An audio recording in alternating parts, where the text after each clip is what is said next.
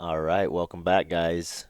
What's up, bitches? I A wasn't little gonna do it. anticlimactic No, that I time. wasn't gonna do it because I don't want to do it every time. But what's up, guys? Hopefully, you guys listened to our last podcast. We're actually ahead of schedule right now, and we're filming another one We're not because we're filming just. anything, I we're mean, we're recording one. recording, but we're just like really excited. This is fun. We like to talk. So we Yeah. said we like to talk to each other and we want people to listen. So, hopefully you all are having a great 2021 so far. I think this year's kind of funny because people were expecting it to save us from 2020, but if you really think about it, 2020 was a good start. Like life was normal and then shit hit the fan. Yeah. Like 2021 is shit right out the gate. You know what I'm We're saying? Like still in shit. Yeah. Like it started off shitty. So if we It's go to not the end gonna of the just year, end because it's a new year. We still gotta clean up the mess. I thought Joe Biden was gonna fix everything. Well, so did like five people, other people. Apparently a lot more than that, but whatever. We won't talk about that. It's bullshit. But yeah, hopefully you guys are having a great 2021, and we just want to say we're honored and happy to have you guys here listening to our podcast this year. We finally fucking decided to do it. And like she said, we're having a lot of fun already, and this is our second episode. So, welcome to episode 2. Yeah. Hopefully it's not a honeymoon phase and we stay excited. I think we will. I'm doing another podcast for those of you guys who don't know. It's called the Dadcast. It's more of like a parenting podcast and stuff from a dad's perspective. But me and Colin have been going strong with that for like 6 months now, I think.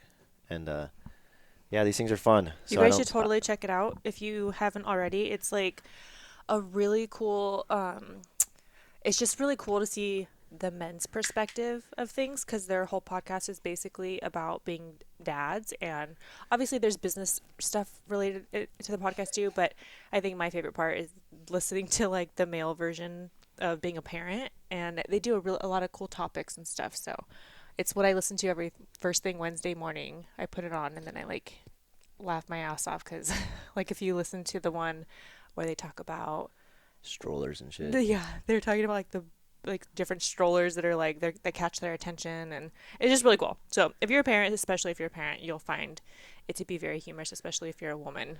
I think it's really Yeah, I really like the concept of that podcast too because it's it's like good. the complete opposite of deadbeat dads. It's Yeah, dads that like take pride and being love being dads. fathers. Hmm.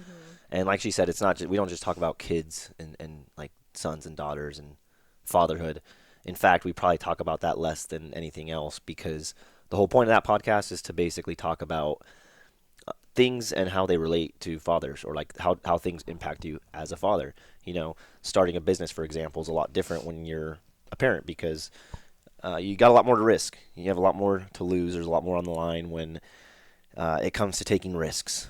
I think that most people could agree that risk taking is generally a little bit harder and less enticing as you grow older in life. Yeah, You know what I'm saying? Like yeah, for sure. when you're a kid, it's fucking easy. You And have then less to lose. less to lose, less ego, less pride. Yeah. But yeah, definitely less to lose.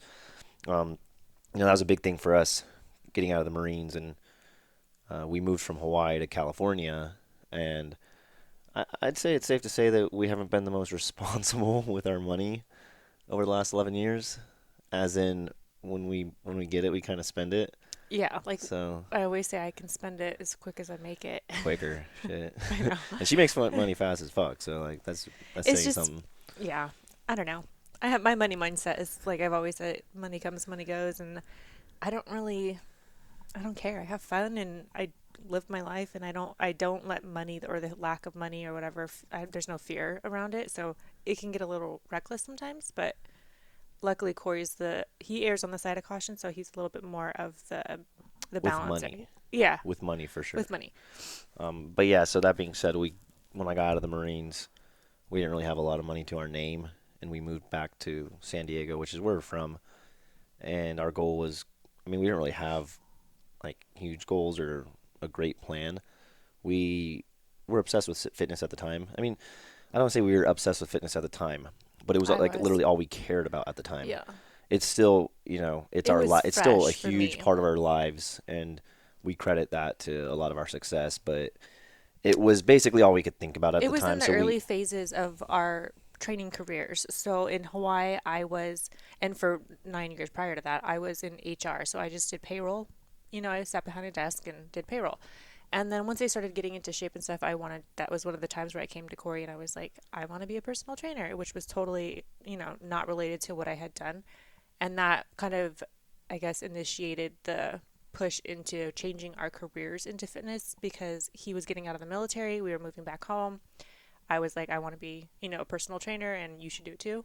And that's kind of what led us to like literally like that decision to make or to be a personal trainer kind of was just like the stepping stone to like all the things that you see now. Yeah, and at the time it was more of like a general idea too, though, Yeah. because We knew it I wasn't the end all be all or anything, well, but we didn't really plan it out. Like I said, we kind of just fitness was our life, so we knew we were gonna come home and do something related to fitness. hmm And I don't want to say personal training is easy because, Alicia can probably tell you that it's actually it can be draining emotionally, physically. It's a challenging job, but it's easy to get into, especially if you have a lot of experience in fitness. If you're an athlete or you've helped people in the past, or you just like were obsessed with it like us, it's fairly easy to get into because, in fact, in California, you don't actually even have to be certified. It's not a law to be certified, so you can just start training people if you fucking feel like it. But getting certified is, I don't know, it takes it's, like, it's not a complicated process. no, not at all. I think the most you'll spend is like $1,200 on like the most premier supreme package you hmm can get that comes with like all the study materials and basically everything you need. But I mean, you're looking at like $500 to $700 and maybe 3 months of studying to get certified. So not easy. The job in its own is not easy, and you kind of have to have a few years of experience to do it, to get certified that quickly. Meaning, once you understand like the terminology and stuff, going through the course and whatnot it's less difficult because you kind of already have a grasp on things. But we knew what we were doing. Like I said, training was like our stepping stone into a fitness career. But we didn't have a lot of money, and we didn't really have a lot of options. No, and to be even more like transparent, when we came here from Hawaii, we had like $2,000 or $3,000 in our. I think about 3 grand, Yeah, we had like 3 grand. with like a one more paycheck coming. Yeah, so one more from the military. So Is we had a rent that had to pay, obviously, and then we had a kid and daycare and all that stuff. So it wasn't like we had really a big cushion.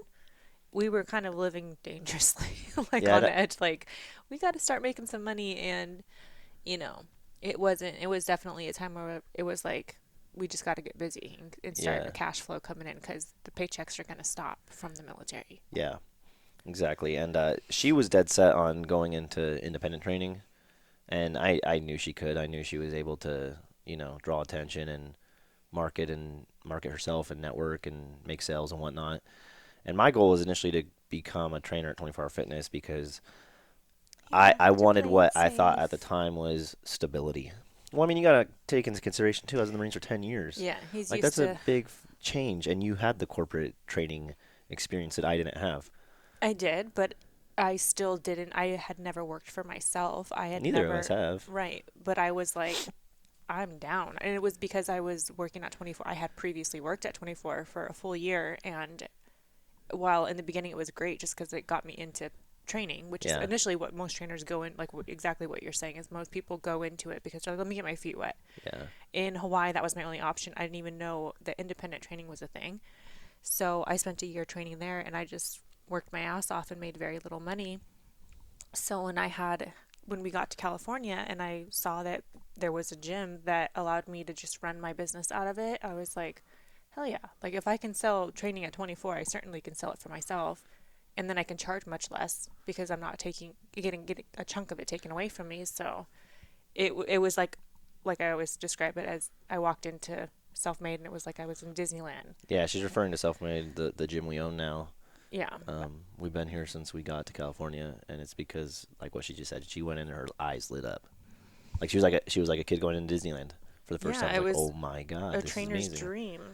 And a lot of trainers do come into the gym They're and like, think that wow, same thing, or even clients. Like people want to work out in the facility because if you've seen it, I mean, it's private, but it's like top of the line equipment. It's a high 7,500 end. square foot. Like, I'm not trying to toot our own horn, but it's pretty legit. It's a pretty badass gym to run your business out of. So that's kind of like where I was like, I'm doing this 100%. Yeah, And she was dead set on it, yeah, And to me, it was kind of a wild card. Like I trusted her. I was like, I think you can do this. But at the end of the day, my goal was to go work at 24 Hour Fitness, so we had like a secure income to at least pay the minimum bills. Her, I was like, well, at least if she breaks even, that's cool. Whatever. I'm gonna have this security, and we'll be good at least for the next few months until we figure some shit out. So I applied at 24 Hour Fitness. They seemed to really want me to work there. I did a couple interviews. They were like, yeah, we'd love to have you training here. They submitted my application and whatnot, and that was kind of like when the whole everything started going downhill with 24 Hour Fitness because I applied at one in La Costa, which is North County, San Diego. It's like right by our house. Um,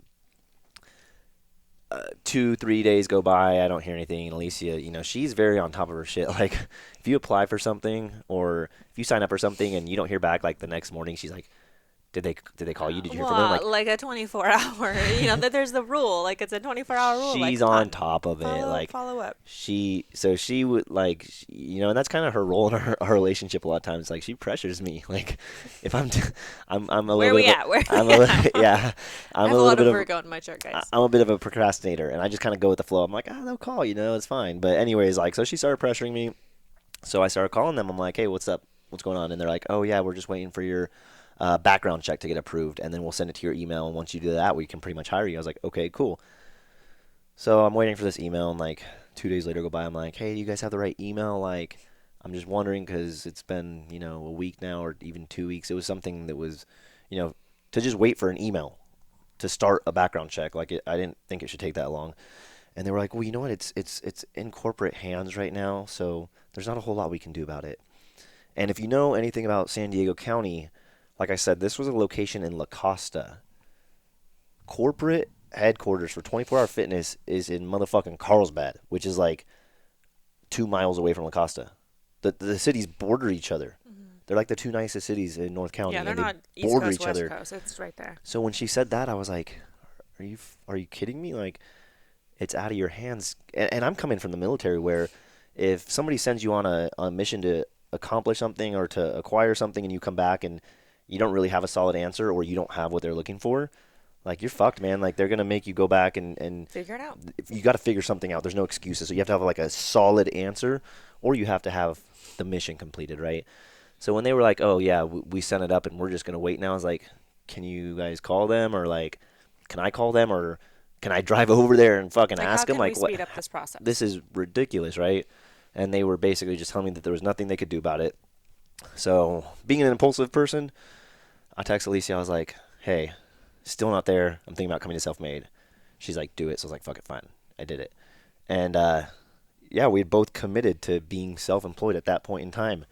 No guarantees, no handouts, no We, benefits. Like, yeah, our rent to be able to, the way that the gym works is you have to pay rent. You essentially are leasing the space.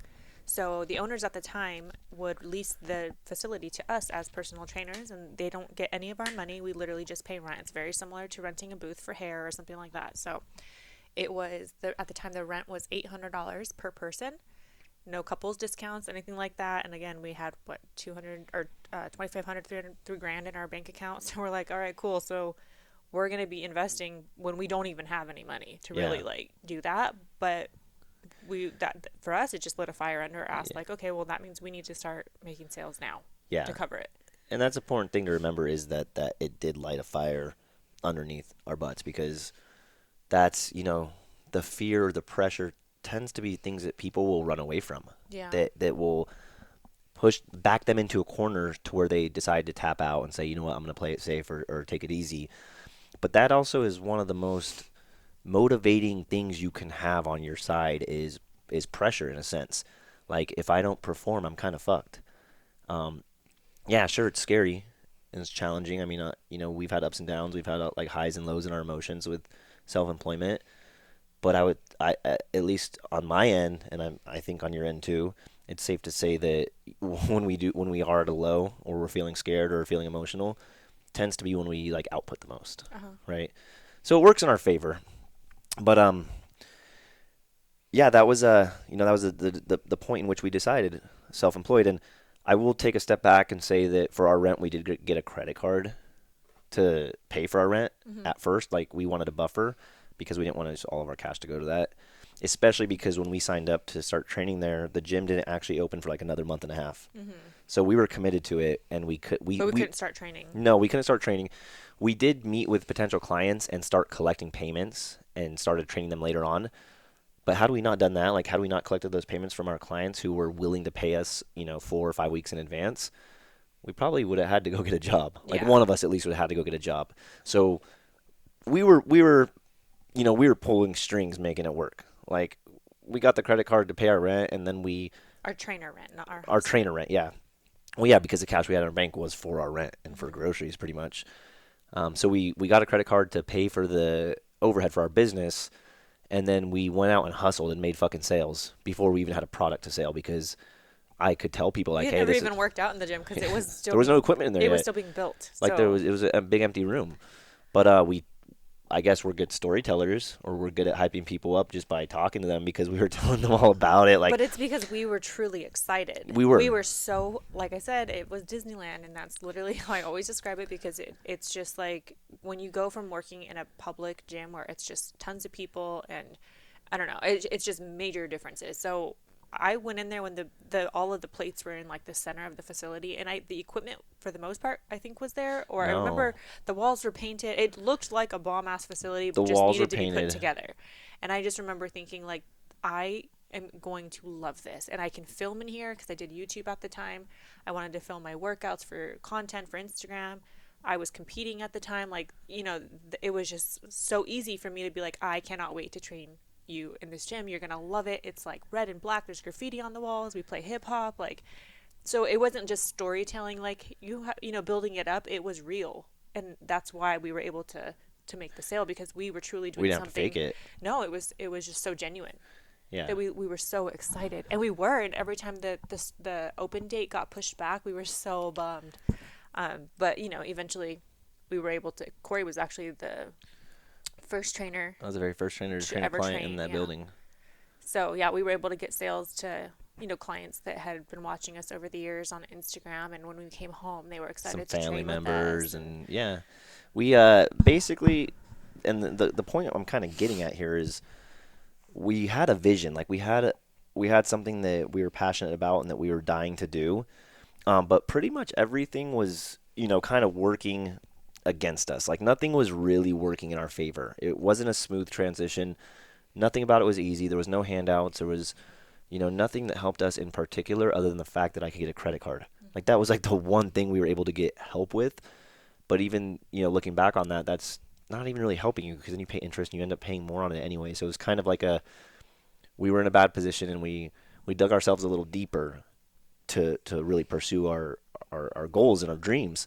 And pretty much that's what this, episode and really this podcast is about. Like I said last week, is we want to share insight with how we accomplish things.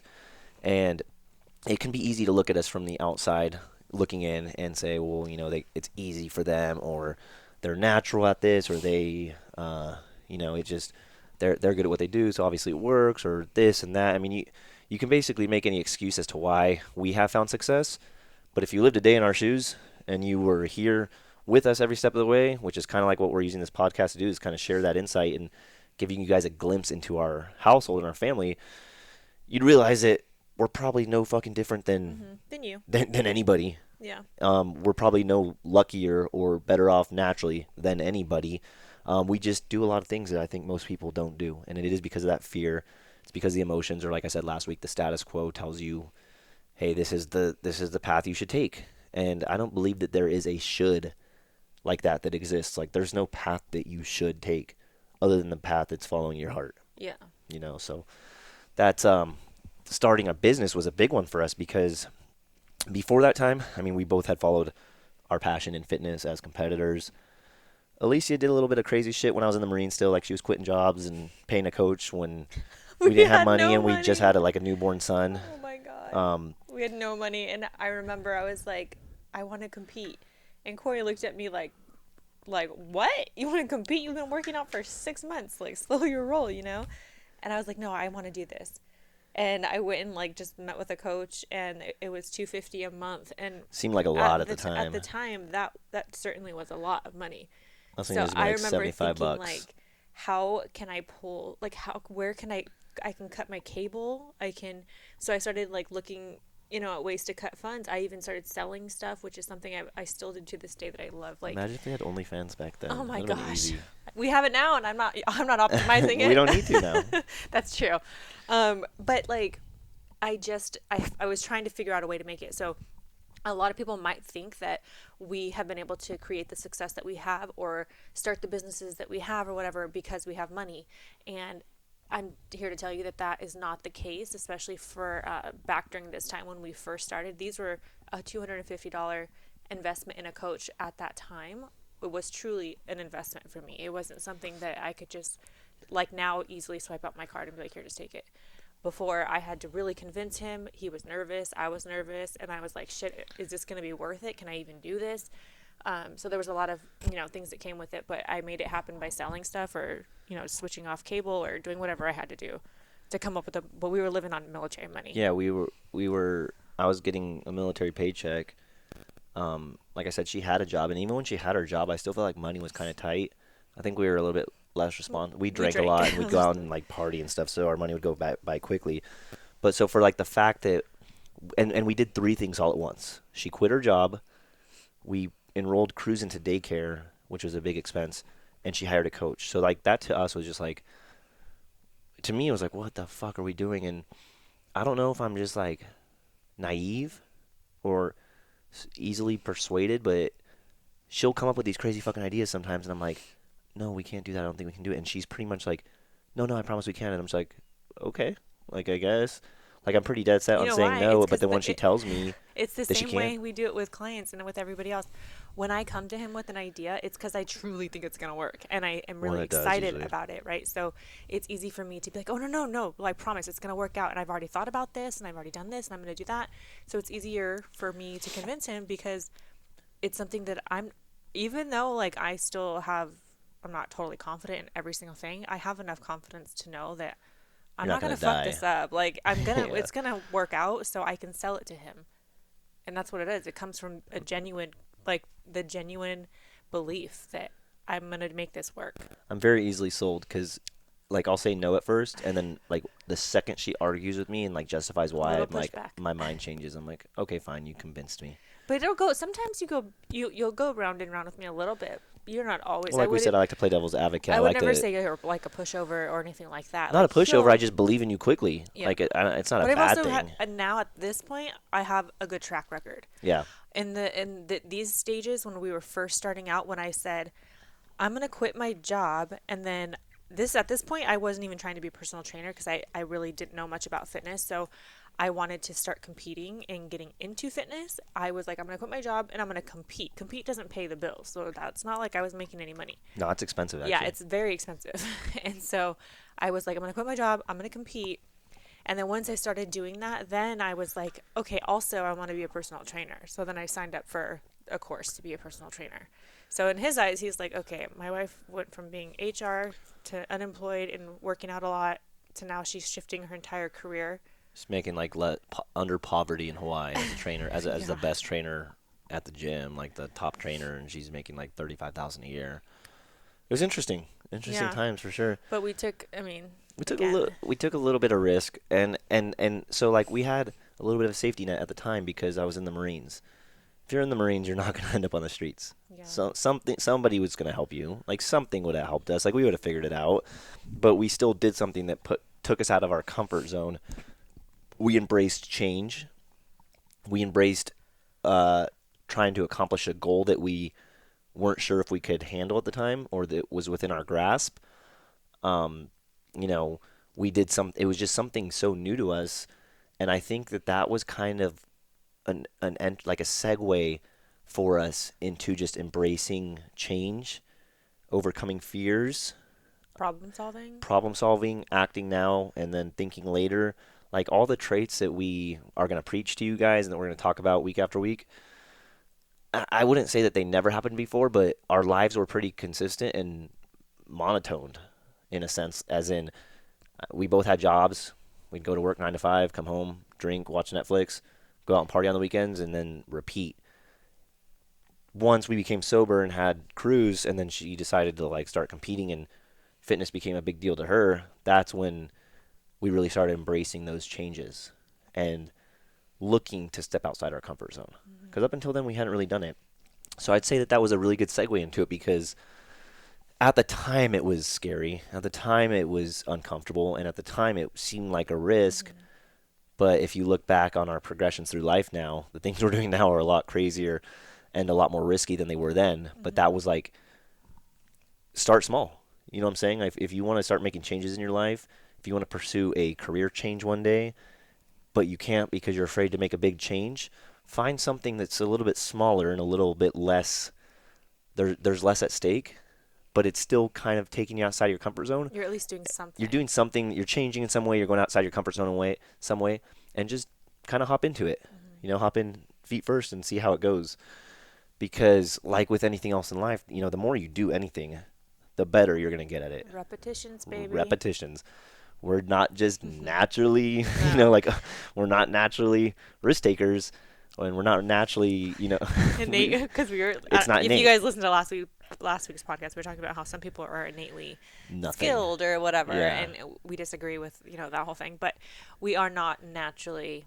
We're not Uh, naturally who we are right now. We've grown we've into who we grown and are. evolved into who we are right now, I think it's a good and way to put last week's conversation too, is to say you're not naturally anything you are right now. You've grown into the person you and are. every day you're evolving into a new person. Every single day you're smarter than you were the day before. Hopefully, Yeah, I if mean, you give a unless little bit of a shit and you're like willing to take the steps yeah. into, what I'm talking about, embracing change and, Hmm. going outside your comfort zone, yeah, you should be growing and evolving every single day of your life. Hmm. And I want to add too, back when we were making all these changes, we had just gone through two major life changes too, which the first one was we had a baby, and then the second one was we got sober. And getting sober for us was as life changing as having a baby. Like it was a huge, huge shift individually and as a couple. I didn't know Corey as a sober person. He didn't know me as a sober person. And we certainly, like how he mentioned that we weren't ambitious and we didn't really, we literally just worked every single day just to get home and drink or just until our next paycheck to be able to go out to the bars or whatever. Like back then, things were just so, so different than they are now. But we were learning how to be sober while making all these changes and taking all these risks. But I think we always will say that being sober or getting sober was kind of the game changer. It was allowing us to see things clear. Every day we were able to see things more and more clear. And then the fact that we also incorporated health and fitness at that same time, It's like it compounding. was like, yeah, exactly. That's like a perfect way of describing it.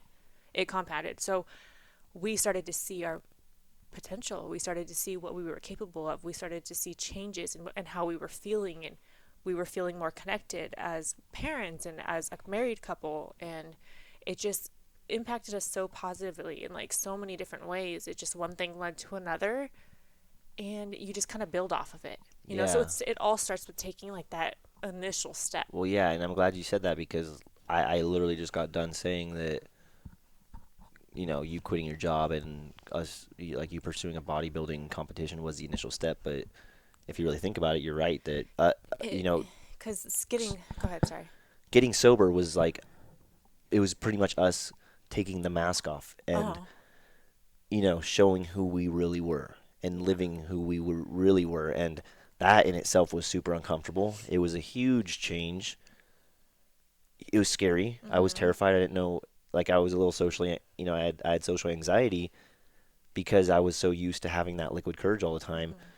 Mhm. I wasn't sure how I was going to handle anything in life, really. So that was probably the big stepping stone. And I'm not an advocate of telling people that they should quit drinking because I think that, especially in motherfucking America, like, that's what we're free to do is make the decisions we want to make, as long as it's not really harming anybody else.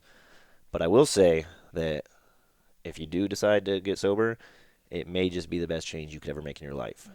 And that's not because you're saving money or you're not hungover anymore, but I You think can it'll see truly clear. open your eyes and allow you to transform. Your brain just works better, dude. Like you can just function better overall. And for us, when we got sober, it kind of went hand in hand with fitness because it shifted my focus. So instead of, when you're competing or when you're like in a prep or you're preparing for some sort of competition or whatever, you can't, at least in fitness, you don't drink because that's just something that you don't do. It's a waste of calories. It shifted my mindset because now I'm like, okay, well, I'm not a drinker anymore, but now I'm in fitness. So instead of drinking, alcohol, I'm drinking BCAAs, or I'm working out at the gym instead of going to the bars. Like, you just shift your patterns. Different habits. Yeah. And then you will eventually also attract people that are doing the same thing, because who do you see when you go to the gym? Other people that are working out. So you start to see them all the time. Then you get familiar faces, and then you see each other in the locker room. And then, eventually you guys are find out you're doing the same show. And so you become friends. And then slowly your circle starts to change. And like I said, the main thing is we stop drinking.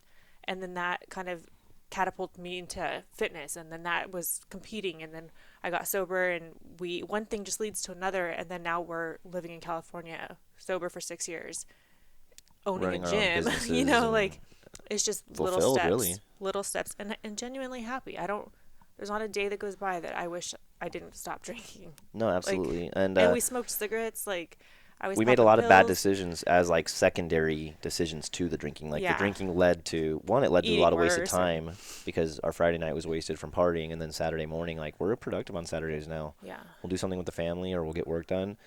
Before we used to, if I be drank heavy hungover. on Friday, Saturday, and a lot of Sunday was kind of wasted unless I drank even more. So it was like this, ongoing downward Yeah, spiral. I think we're gonna do a podcast. Sobriety. Yeah, sobriety podcast, because I think there's so much that we haven't even touched when it comes to Yeah. our past. A lot of people don't even know that I've been to rehab, and I have been addicted to pills. There's just so much that goes into it. And Corey, I've had my own his was issues. alcohol, which eventually mine was alcohol as well. But yeah, I think that it's just such a an in-depth conversation that should be had, and kind of just enlighten people, because it's a real thing. And I think a lot more people struggle with alcohol and drugs, and a way of numbing themselves, and it's a huge thing that's holding people back right now. Yeah, so keeping it in line with the topic of this podcast, though, we'll say that us removing alcohol from our lives was essentially that first step we took into personal freedom in a sense. It's weird because at first it seems terrifying and you're not really sure whether or not you're going to be successful with it. But in hindsight, we couldn't have made a better decision in our lives. So for us, that was kind of that was our breakthrough. That was what had changed our mindsets into, like I said, being able to embrace change, overcome fear, problem solve, like she said, doing instead of thinking or saying. I thought about doing a lot of cool things when I was an alcoholic. I had dreams, I had, visions of myself achieving glory or stardom or, fame or whatever, money, self-employment, but there was never any action taken. See, And I that was, never even had those thoughts. I mean, I daydreamed. I I thought did. everybody did. And I always thought you were. I remember I've told you this. I'm like, I think it's so cool that you know what you want to do with your life, because I never had that knowing of Yeah. what I wanted to be. I was so in the now. In the Well, now, I want to be in the position that's higher than where I'm at right now, and that's yeah. it. That's as Well, far that's a as it good would thing go. too, though.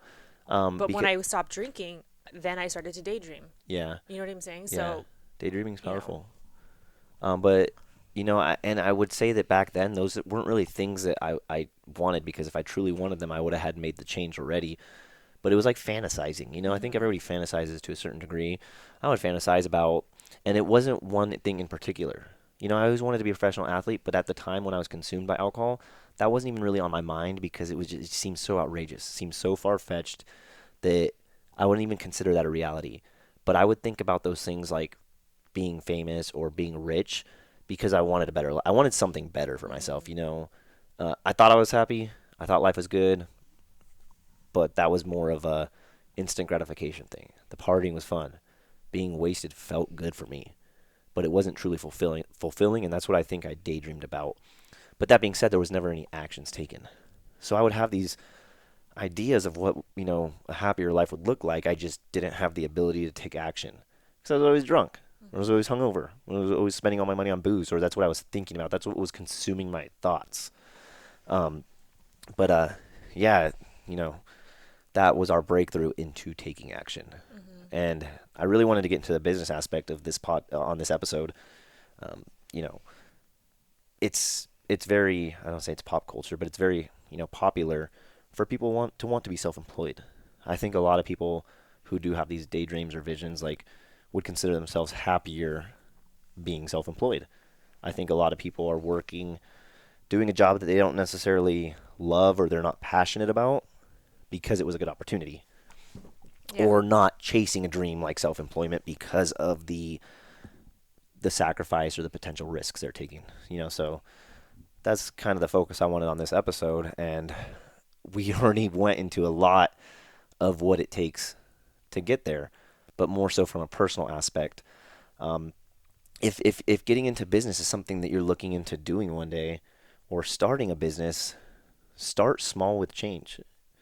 So whether it's changing bad habits that will free up time, such as wasting a lot of time watching Netflix, um, if it's learning a skill such as communicating or public speaking, put yourself into situations where you can try these things out, and it's not necessarily going to be like a do or die scenario or like a sink or swim scenario, but it's going to force you to become uncomfortable.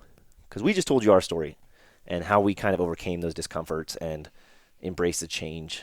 If there's never going to be an opportune time that's just going to fall in your lap and somebody's going to be like, hey, here's this business you always dreamed of. Can you run it for me? And then you can keep all Yeah. the money. You can call it whatever you want. You know what I'm saying? Like, that's not how business works. No, and not every risk is going to be, not even a risk, but like not everything needs to be so at large scale. Like for instance, you guys know that I'm drawing now, which that could be kind of an example. So eventually I would like to be able to do like microblading eyebrows. I would like to be able to design my own fashion apparel, things like that. So it's not a big risk right now that I'm practicing drawing, but it's a step. You know what I mean? So I'm taking a step into something that is going to benefit me in my future, but it's not costing me anything except for the cost of the materials, which Yeah. was what I bought on Amazon or whatever. But I'm drawing every day, and little by little, I'm taking a step further into my craft, Hmm. you know? And it's not even a business right now. Yeah, but But that's something that you can do, and obviously it's probably not drawing, but whatever it is, if it's being a personal trainer, start reading up on it, start studying it, get a personal trainer, start interacting with one. There's just so many little things that you can do, even if it is consuming content of whatever the type of business that you're looking to getting into. If you want to learn more about something, YouTube it. yeah. Just start getting your feet wet. And Uh-huh. that just means like get curious. Start, how can I learn a little bit more about what I'm interested in today? And if it could just be about business. If you just want to learn about business in general, you can look up so many different, there's so many different entrepreneurs out there Yeah. that offer free stuff, you know. Yeah, and kind of what she's saying is kind of like the idea of a baseline. And I tell this Minimal to my risk. clients in fitness, you're where you're at right now. It doesn't matter how fit or in shape you used to be. It doesn't matter how fit or in shape the influencer on Instagram is. You're where you're at, and the whole idea should be progressing from where you're at. So when if you're coming to our podcast for any sort of help in business, that's great. That's what we want you guys here for, because we want to help you guys with that. We want to not only inspire you, but kind of teach you how it's done. That's why we tell you about our past, because Because it I think matters. it's easy to find an entrepreneur or somebody that inspires you a bit and try to do the things that they're doing, because that's what people say. If you see somebody successful, do what they're doing and you'll be successful, right? But if you try to put yourself into our situation and you're not necessarily like evolved to that position yet, you may find it's very confusing or it's a lot more challenging than you thought. Yeah, So like how do you get from point A to point B if you have no idea? It's just you have to be able. It's you're starting from different starting points. It's different like starting it's points are in totally different different. chapters. So if you're just now trying to get into a fitness business, you shouldn't be looking into, franchising your own self-made unless you have a lot of money. But even then, You're you're not not gonna know going to what to have the do with it. experience to know Yeah, how to run it effectively. So instead of trying to keep up with somebody who's at their chapter 10 when you're in your chapter 1, fo- maybe ask them or listen to their story and find out what they did in their ask chapter 1. questions. So if you're fine, if owning a gym and being successful personal trainers is something that inspires you about us, look into how we started making those changes. And Ask like we just questions. said, our first thing was just getting healthy. We weren't worried about charging a certain rate. We weren't worried about getting certified at the time. We weren't worried about shit. I'm not going to say we were worried about anything. We were focused on becoming healthy. Yeah, because that sets the foundation. That was our foundation to become successful fitness trainers, was eliminating toxins and drugs from our life, creating a healthy mindset, and learning the sport of bodybuilding and weightlifting. Because in order for us to teach that one day, we had to learn it. So that was, kind of our big transition in the beginning, was removing alcohol from our lives. Yeah. Now, I'm not saying you have to do that, but For just us, know that's that what it was. for us, it had to happen. And honestly, I can't really think of any time where drinking and partying is cohesive with being a fitness professional. Most fitness professionals we know don't drink at all. And if they do, it's like they might have a margarita when they go on vacation to Mexico.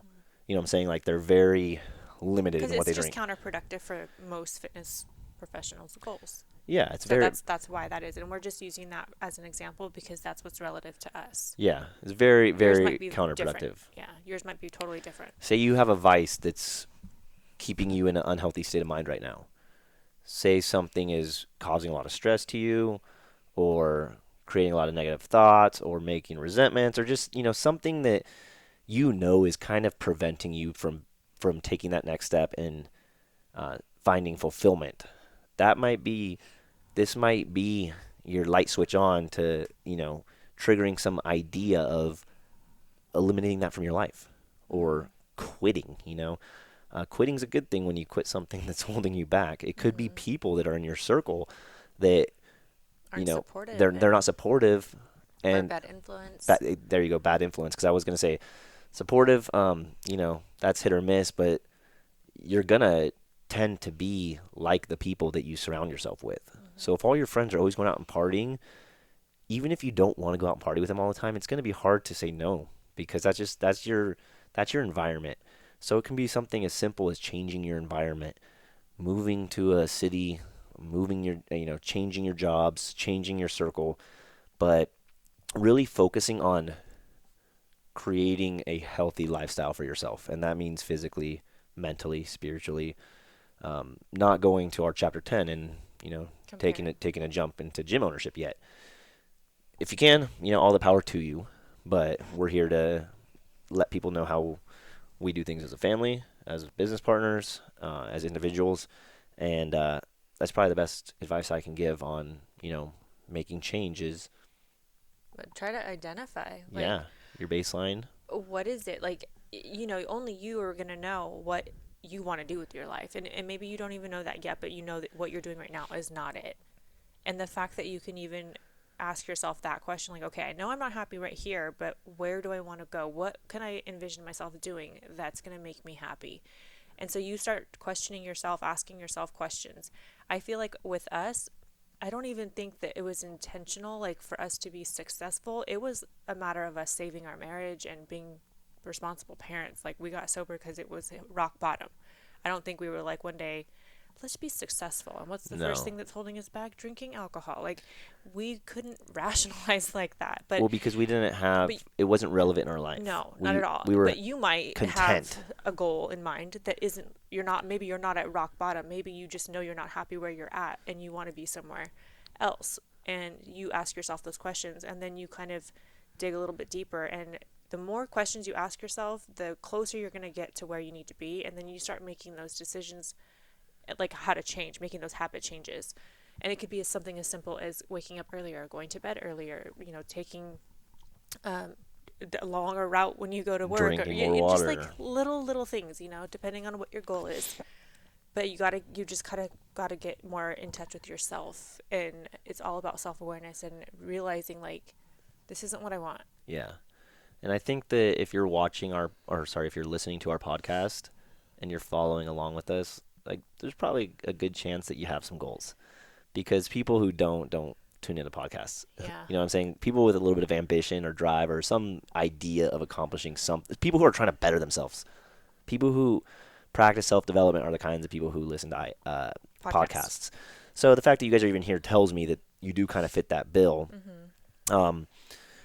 But yeah, it's, if anything, consider yourselves in a better starting position than Alicia and I were, because we had no intentions of finding success. We had no intentions of achieving any kind of greatness. We were going through the motions in life, And it got really we're bad, and we had no choice. So as, we as just started straightening out our lives. And yeah. then, little Uh, by little, it got better and better. yeah. So the fact that you're a little You might bit, already have the clear mind. We didn't have that. yeah, like I said, the fact that you're already being productive with your self development and you're listening to a podcast that is created for that tells me Mhm. that you at least have some sort of idea that you want Mhm. change, and that's a positive thing. Yeah. Now you just got to look for The next. opportunities or create opportunities to put yourself, take that next step, even if it's only a half a step, even if it's a small step. You can't stay stagnant. You got to figure out something that's going to force a little bit of change, something that's going to force a little discomfort. Yeah. And honestly, if you want that, but you don't even know where to start, reach out to us offline, like outside of this podcast, Yeah, I was DM us or something, just and like gonna that's say something that. we can help you with. I was just gonna say like how I was talking about asking yourself questions and getting really in touch with yourself and questioning what you want to do with your life. Question other people too. So that was one of the big things that I did, and I still to this day I still do. When I want to learn something and I know of somebody who has done it, I literally am in their DMs or I'm emailing them or I'm texting them and asking questions. I did this when I started competing. When I didn't know what to expect, I would message people and be like, "Hey, I saw that you've done a few shows. I'm new to this and I have a few questions." And they kind of tell me their story because it's like getting to know what other people have done. You'll be able to relate or identify with somebody and their story and be able to kind of like replicate what they did to get where they're at. So if you have any questions or at all of like, hey, what's the next step here? Like, this is where I'm at and this is where I want to be. What do you think I should do? You can ask us or you can ask whoever's doing what you want to do. And I never met a person that wasn't flattered by somebody who came to them and was like, I really admire what you're doing and I'm trying to do it too. Can you give me some pointers? Yes, entrepreneurs and influencers They and love that. leaders in the social realm love that shit. If you come to me and say, "Hey, I've been following your story. I think it's really awesome, and I was wondering if I could have a few pieces of few Few pieces pieces. of advice on what should I do now." Dude, I'm gonna be so Yeah. fucking stoked. I'm gonna be flattered. I'm gonna be like, dude, this makes me feel honored that you're reaching out to me. Yeah. It's a cool thing. Yeah. So definitely, if that's something that's on your guys' mind, hit us up. But another thing I want to go into is basically the fact that when it comes to running a business, Alicia is a damn. She's a naturally innate entrepreneur. Oh, am I? I don't know something since she was a young girl. I don't I've always know. kind of had it in me, Some which is she decided for whatever reason that she likes to sell things at a young age. So, she has entrepreneur abilities. She can sell ice to an Eskimo. She will probably attest that having that mindset, makes it a little bit easier. But she'll probably attest to the fact that you can make a business out of damn near anything. hmm Like if you're wanting to be self-employed one day, you don't have to have a scientific profession. Personal training is considered scientific. You don't have to have like a sports science background. You can make a business out of anything that you love doing. And the reason I know this is because I always thought like how can that many people need a trainer or the fitness industry is saturated and what have you, but I realize that there's almost 4 million people in North County, San Diego. 4 million people. That's a lot of people when you think about it. In order to run a successful business, especially like in something in the training industry where people are paying for a service, you only need like 15 customers. hmm Can I not find 15 customers out of 4 million? Like that's a lot of people to choose from, you know what I'm saying? And you got to think that if something exists, like a product of any sort, that means there's a demand for it. So I think that self doubt is one of the once you get past like the um, comfort zone stage and overcoming fears, self doubt or not necessarily seeing the value in yourself or what you provide is going to be the next hurdle to the kind of overcome. imposter syndrome. That's Yes, what it's called these days. yes, Is just not you're feeling out of place. You're yeah. like, this is not me. I have a mask on. I don't know what I'm doing, and And you just feel like an imposter. yeah, and you just got to realize that there's a customer for everything. And if you truly believe in your product or your service, that means there's probably good value in it. But one of the examples I like to use is we started entrepreneurship directly after I was in the military and she was a military spouse. And military spouses like to get advice a lot. They're always, that's how we started our business essentially is building a little network on base and then continuing that network, Facebook groups. Facebook groups.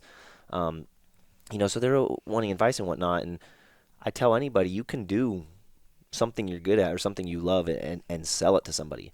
It doesn't have to be an established business. And I'd have some military moms be like, well, I'm a stay-at-home mom. Like, I don't have skills. I don't have a passion. Like, there's nothing that I could offer anybody right now. And I'm like, I'm gonna tell you that you're a stay-at-home mom. Well, in my household, we don't have any stay-at-homes because while my wife did not work for a little bit, she's worked most of the time I've been with her. She had like 4 months where she didn't work. We're always working, and you know what I can tell you about our house? It's always fucking filthy, and Laundry's a bitch. I hate cooking. laundry, cooking. Groceries. We don't know how to fucking raise a damn kid because uh, we're not with him all the time. He's at daycare, and then when we are, we don't know what the fuck we're doing. It's like you're a stay-at-home mom with You have 3 kids, skills. and you manage to keep the house clean and dinner cooked. That's something that you could offer people like us who We're busy. are not thriving in that department. Like we're learning to be parents. Every single person on this planet has skills that can be used. Yes, Every single person. and it doesn't matter how invalue or how much you think that they lack value because people will pay to get their houses cleaned. We're doing it. You know how to handle 3 kids at the same time, all different ages, while cleaning the house. Guess what? You can probably watch other people's kids who need somebody to watch their kids when they go to work. There's things that you can provide even from just being a stay-at-home mom, and you may not have ever realized that, but everything in life, if it can allow for convenience, if it can make somebody happy, there's a value for everything. Problem And solved. That's what it needs. Everything basically needs to solve a problem. yeah, and then there's always an argument to everything though. So let's say a mom is like, well, I don't want to spend my time cleaning other people's houses because I do that myself. Well, it's like, okay, well, why not start a cleaning business where you go, door to door, or you make all the sales, and then you pay people underneath you to actually go do the labor. Now, instead of cleaning one house by yourself every day, you can clean 10 houses a day, and And you you're not employ necessarily someone even else. doing the work. And you're employing someone else, which means now you're not only creating income for yourself, but you're generating income for another person. Yeah, so you're providing a service, and honestly, that's actually the goal of business anyways, because most service providers will start off by being the service provider, and then they eventually move up into the position to where they're outsourcing the services and they're managing it. So like a personal trainer, for example, you're going to train 10 clients, train them each twice a week, you're working 20 hours a week. Well, let's say you get into the point to where you start consulting for other trainers or managing other trainers.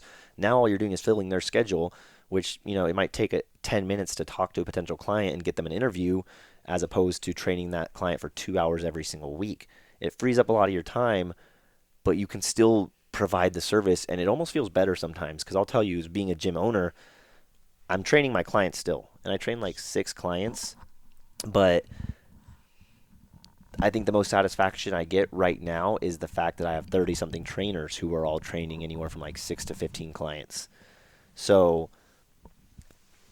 while I was directly impacting, those 6 people on a daily basis that I was helping change their lives and I was making happy, now I'm indirectly impacting what, like, you do the math, 30 times 6, it's a lot more people that I'm positively impacting. And it's a business. That's how you grow. That's how you grow into the next stage of business. So basically what I'm trying to put out there is that there's a market for anything. Um, and it doesn't really matter who you are or what you think your experience is at. I truly believe that everybody on the planet has something to offer.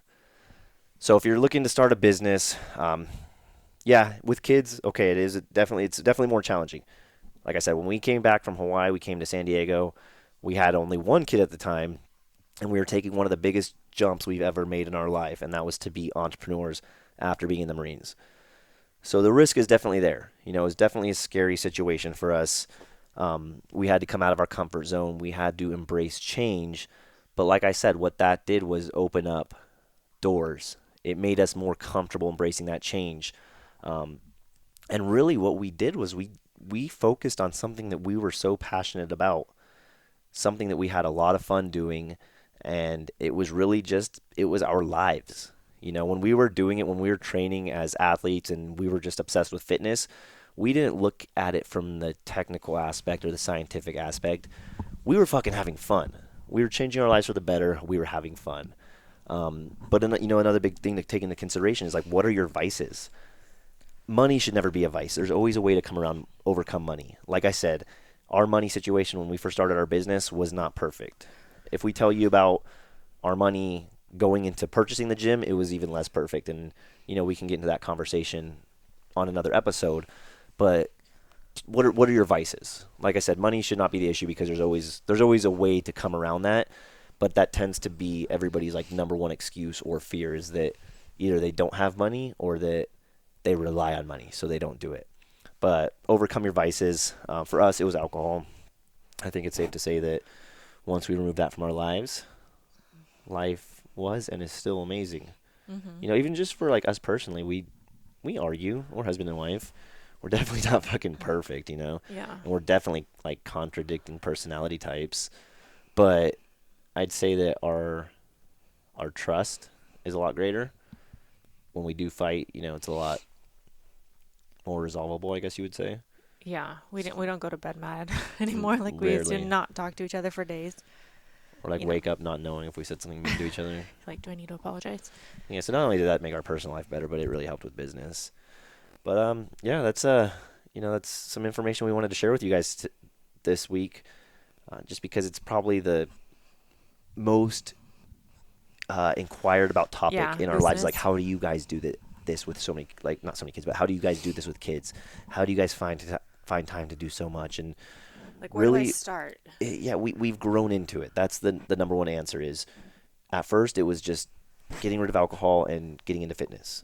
But we've grown into um, embracing change, Mm-hmm. and so now a leap for us, like buying a gym, may seem impossible to some people, but it was the appropriate next step for us. Right. We were going from chapter 9 to chapter 10. We weren't trying to go from 1 to 10. Mm-hmm. But yeah, hopefully you guys found this helpful. Um, a lot of people want to run businesses. It's fucking awesome. You Yeah. gotta listen to nobody. It's really nice, and there's a downside, obviously, too, with everything. It comes with so much hard work and consistency, and the days are long, and it's hard. But at the end of the day, like, it is so so fucking rewarding, and I don't think I've ever been as happy as I am.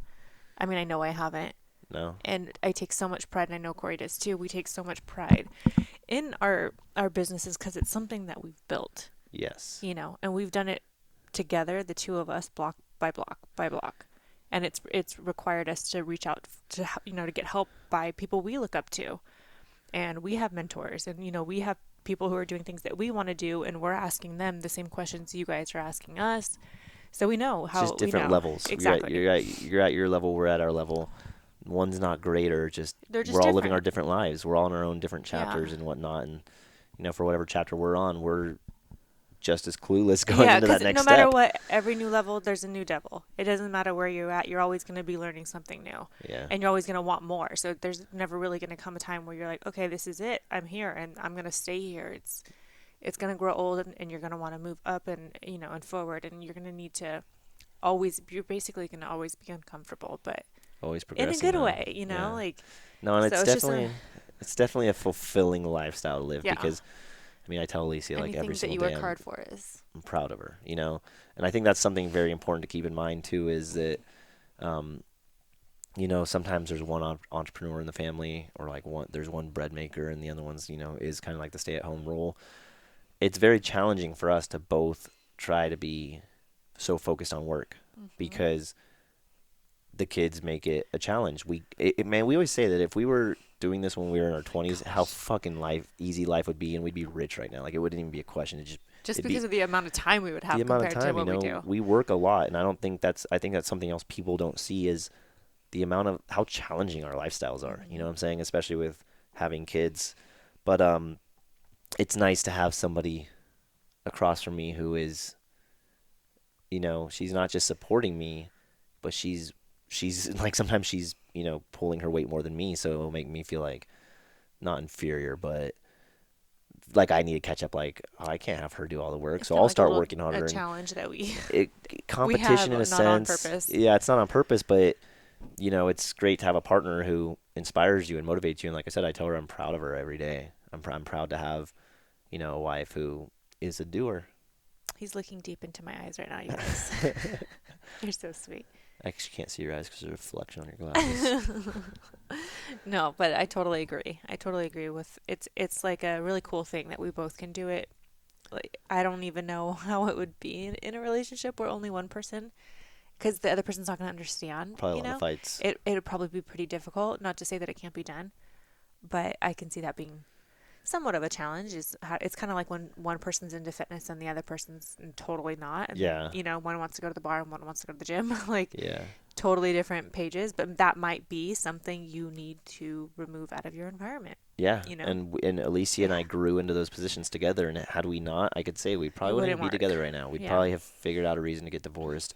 But try and find a partner that you're gonna they can't grow hold you. with, Yeah, they not can't hold you back. apart from, because that's I think, and I have a little theory that that's why a lot of people get divorced in Hmm. their late 20s, early 30s, is because I think people get into relationships when they're in their young 20s, and I don't think people really know what they want in life at that point. Hmm. You go through a lot of growth in your mid to late 20s, and if your partner's not growing, if their vision isn't aligned with yours as you guys grow, you're gonna grow apart. You know what I'm saying? So I ain't giving no fucking marriage advice or anything. I'm not qualified to do that. But it just, Something you you've know, observed. it, Yeah. it, it is, and it would definitely help you in your goals if you not only have a partner who's like, yeah, go for it, babe, but they're like, I want to try too. You know what Hmm. I'm saying? Or that they They kind of can't push you hold you over that back, deep end. They man. can't hold you back. That's a vice. What we were talking about, getting rid of those A vices in the beginning. roadblock. Yeah. It's a vice, man. It's more than a roadblock. It's a dam. It's like a dam holding all the water back. That's a Um, major one. Your environment is a major one. yeah, especially if it's somebody that you're gonna spend as much time with as a significant other, And have kids with. sleeping in the same bed, eating dinner with. Like, she'll get old really fast. Yeah. So, not trying to tell That's anybody like to go out and the best divorce way to and like soul suck is yeah, to be with somebody that, doesn't really fill up your cup at all. yeah. But just also, so keeping those things in mind, know that you're valuable. You have something of value, and it's probably going to come from the heart. It's probably going to be something that you enjoy doing or that fills your cup up. Helping people, that's a big thing with personal training, is we get to help people. So it's very rewarding for us to offer our services.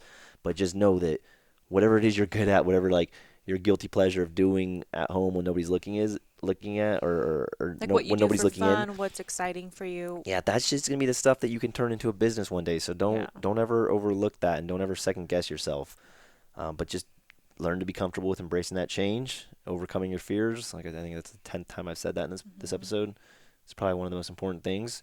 But like we talked about in our last episode too, is what do you think the worst that's going to happen? Like, be realistic with yourself when you consider worst case scenario, and you'll probably realize that you're ready for change. You're ready to take on that entrepreneurship role. You're ready to start that small apparel business that you've always been wanting to start. Fucking take that step. Get a little loan out. Get a little credit card out. If it flops, it flops. But guess what? You're going to be a lot more experienced the next time you go to Hmm. take that risk, and it's going to be easier and easier. Yep. So, You just put more tools in your toolbox every time you try something and fail. yep. So it's truly, I know it sucks, and we've actually had a lot of failures, and things flop and not work out, but it's Better because of always, every single yeah, one of them. it's one of those tough realities. It just sometimes it sucks to go through stupid bad shit all the time, but like there's a purpose behind it that you can grow from it and learn from it and use it to succeed. So. Like Conor McGregor said, if he doesn't lose, he only wins and learns. Hmm. And that's a really good perspective to have. But Yeah. hopefully this helped you guys. Hopefully y'all enjoyed the podcast, episode number Yeah. 2. Um, Hit us up in the DMs if you guys have any yeah, questions or topics like that you want us to go into detail further or whatever. yeah, Like we'll mentor you. We'll help you along the way, and we'll help you yeah, figure things out. It's what we love to we're always do. down to give you some pointers. Yep. But yeah, leave us a review if you like this. Share the words. Let your friends know, your family know if you think they can benefit from this podcast. And we'll see you guys next week. Thank you very much. Yeah. See ya.